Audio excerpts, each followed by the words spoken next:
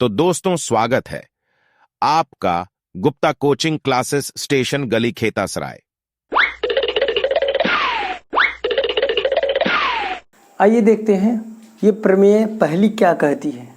पहली प्रमेय कह रही है कि वृत्त के केंद्र से जीवा पर डाला गया लंब जीवा को समद्विभाजित यानी दो बराबर भागों में बांटता है। क्या करता है? वृत्त के केंद्र से जीवा पर डाला गया लंब जीवा को दो बराबर भागों में बांटता है या फिर समद्विभाजित करता है। सम मीन्स बराबर, द्वि मीन्स दो और भाजित मीन्स बांटना होता है। समद्विभाजित मतलब हो जाएगा कि दो बराबर भागों में डिवाइड करना, divided into two equal parts. ठीक है, तो अब देखिए प्रमेय कहती है कि कोई वृत्त दिया गया है, इसका केंद्र है।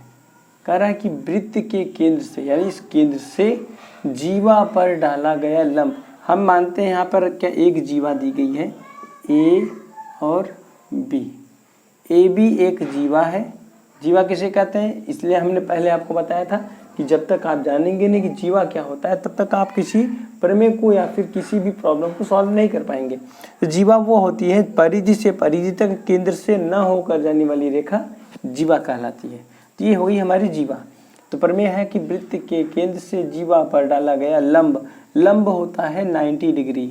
यानी यहाँ से जब हम एक सीधी रेखा को ऐसे गिराते हैं, यहाँ पर 90 अंश का कोण अगर बना रही है, यानी 90 अंश का कोण यहाँ बन रहा है, इधर भी बन जाएगा 90 अंश का। क्यों? क्योंकि एक सीधी रेखा पर हमेशा 180 अंश का कोण बनता है।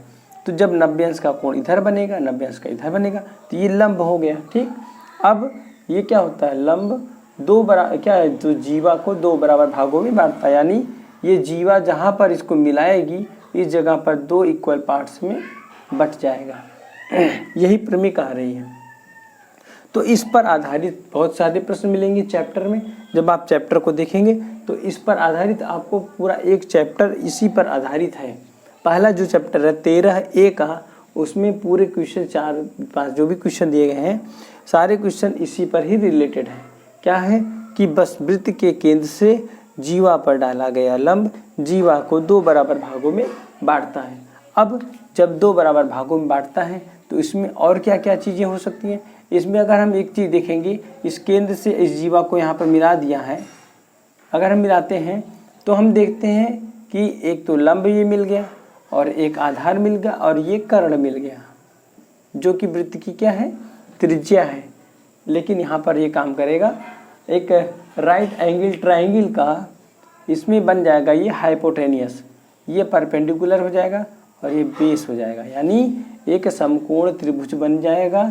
समकोण त्रिभुज में पाइथागोरस प्रमेय होती है। पाइथागोरस प्रमेय क्या कहती है? पाइथागोरस प्रमेय कहती है कि कर्ण पर बना वर्ग, यानी कर्ण अगर ये है, कर्ण पर बना वर्ग शेष दो भुजाओं पर बने वर्गों के योग के बराबर होता है। यानी कर्ण पर बना वर्ग लंब पर बने वर्ग और आधार पर बने वर्ग के योग के बराबर होता है। तो फार्मूला बन जाएगा कि कर्ण का वर्ग बराबर करड़ी में लगा सकते हैं आधार का वर्ग प्लस लंब का वर्ग। तो आप इस फार्मूले के थ्रू आप सारे क्वेश्चंस को सॉल्व कर सकते हैं। इसमें दो चीज़ें हैं, आधार और लंब। अगर आधार और लंब आपसे पूछता है तो हमेशा इसको कर्ण में से घटा करके ही निकालते हैं। यानी आधार का अगर हमें पूछ रहा है तो आधार बराबर लिखेंगे करड़ी में कर्ण का वर्ग माइनस लंब का वर्ग। और जब लंब पूछेगा तो ऐसे ही कर्ण के वर्ग में से आधार के वर्ग को हम घटा देंगे। यानी तीन चीज़ों में से दो चीज़ें दी जाएंगी और एक चीज़ आपसे पूछेगा। तो ये अभी स्टार्टिंग है, इसके आगे थोड़ा सा हम इसको अगले वीडियो में बताएंगे। तो ये हमारा चैप्टर की भी स्टार्टिंग है। तो कैसा लगा हमारा वीडियो? अगर हमारा वीडियो आपको अच्छा लगा हो तो प्लीज़ वीडियो को लाइक कीजिए, चैनल को सब्सक्राइब कीजिए, अधिक से अधिक शेयर कीजिए। थैंक यू दोस्तों।